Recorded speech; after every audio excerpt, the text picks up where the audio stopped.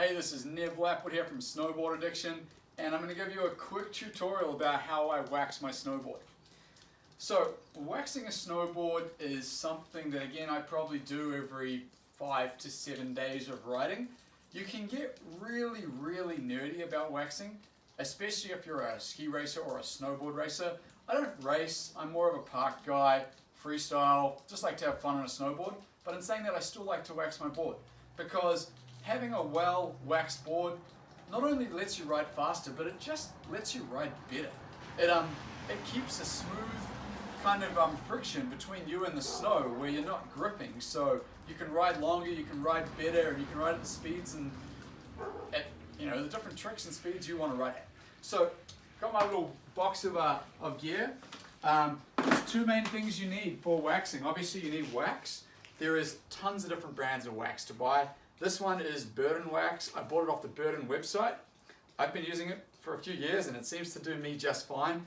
There's lots of different brands of flash wax you can buy. The other thing you need is an iron. Now, you can use a regular old clothes iron. There is nothing wrong with that.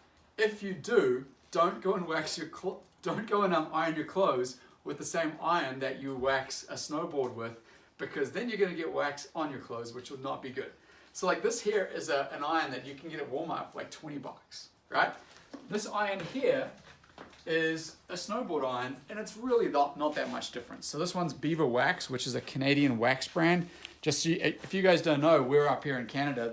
We're living in Whistler, Canada, and Beaver Wax, I believe, is Vancouver based.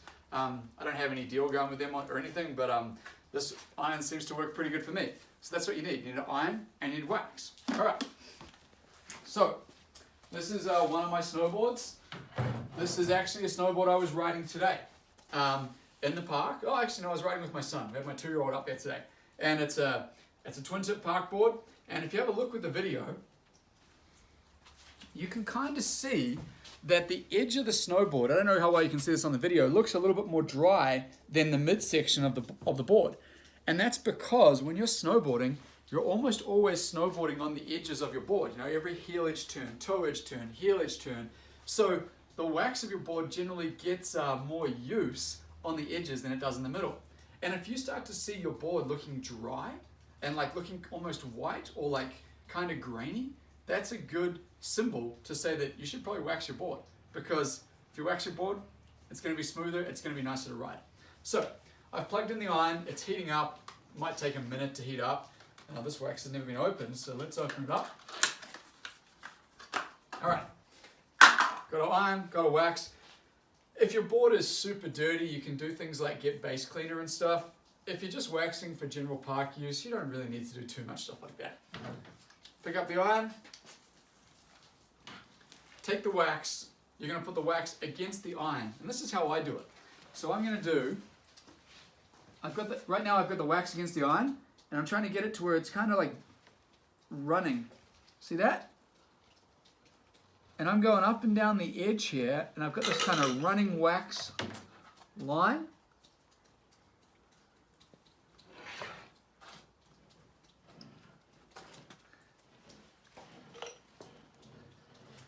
Now I'm going to do the middle of the board.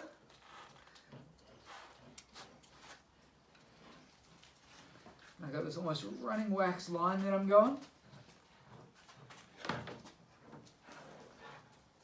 Now I'm going to do the other edge.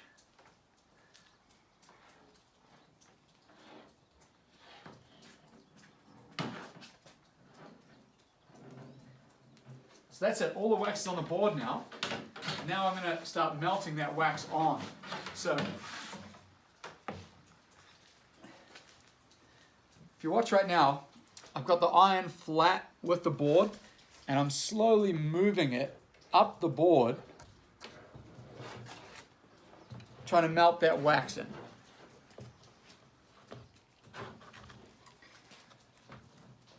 We're in my garage right now, and it's like springtime in Whistler, so it's not super cold up yet. I'm getting stuck on the cord. If it's winter and it's really cold in your garage, I actually like to wax inside, because it's going to keep your base warmer as you do that, which makes it easier to melt the wax. So you'll see now I've got kind of all that wax melted on one edge, and I'm doing nice long strokes to melt that in. I'm going to go on in the next bit now, and I'm going to come back to that edge.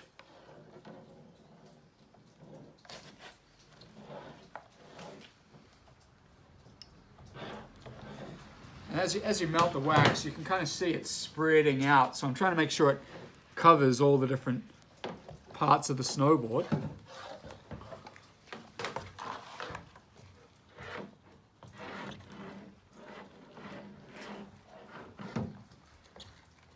And it's taking a little bit longer to melt, so I'm actually going to turn the temperature up on the iron. I just turn it up a little bit. Now, if you start to see the wax smoke, you've got the temperature too hot on the iron. Whereas if the wax is just not melting very well, then your temperature on your iron is too low. So I just adjusted mine, turned it up a little bit, and you'll see that wax is just melting a little bit better now.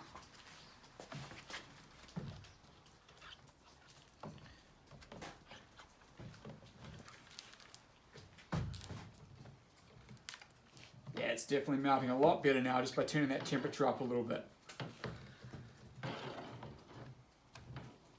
Now, a lot of snowboarders, especially real serious racers and stuff, will remove their bindings before they wax because they want to get a real smooth wax to their board. And when you have your bindings attached, there's a little bit of pulling from those screws. So if you're serious about waxing, you can definitely take your bindings off.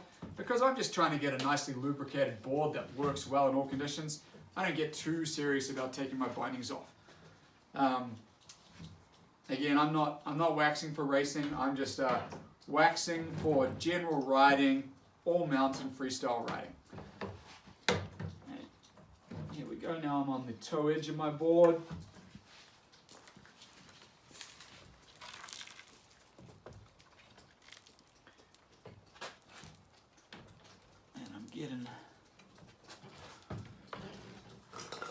Getting that wax and spreading it out.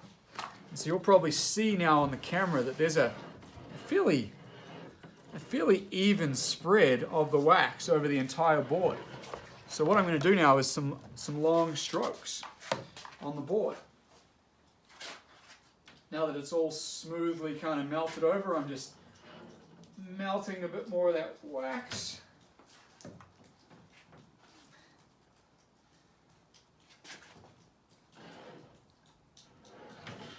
Now, if you're doing this inside, you might want to put an old towel down because it is quite common for a little bit of wax to almost drip over the edge as you're melting it over, and you don't want to get wax into your carpet.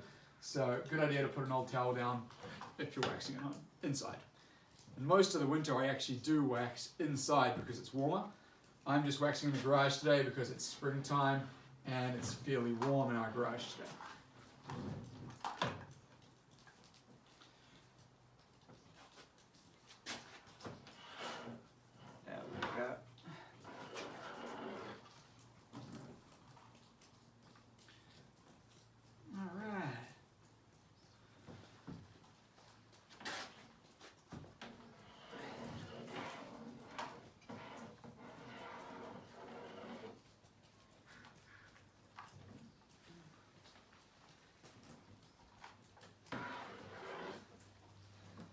Okay, so there you go.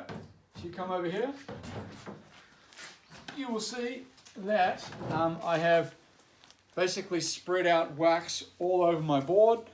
And if you put your hand under the base, you can feel a little bit of heat. You know, Ollie, put your hand under and just, you know, you can feel that little bit of heat. Oh yeah. It's not hot, it's just warm. You've melted the wax into the board. We are going to come back and scrape and buff that, but I'm going to make that in a separate video. But that is how you apply wax to a snowboard. Of course, if you don't want to do it yourself, any shop, any like repair shop or waxing shop can do it for you. This is called a hot wax. And they'll probably charge you $15-20 to do that. You can do it yourself. Once you get good at it, it takes really 5 minutes to do. And we will show you in a separate video how to buff and scrape your board. All right, cheers. Nev Lapwood from Snowboard Addiction. Our goal is to improve your riding.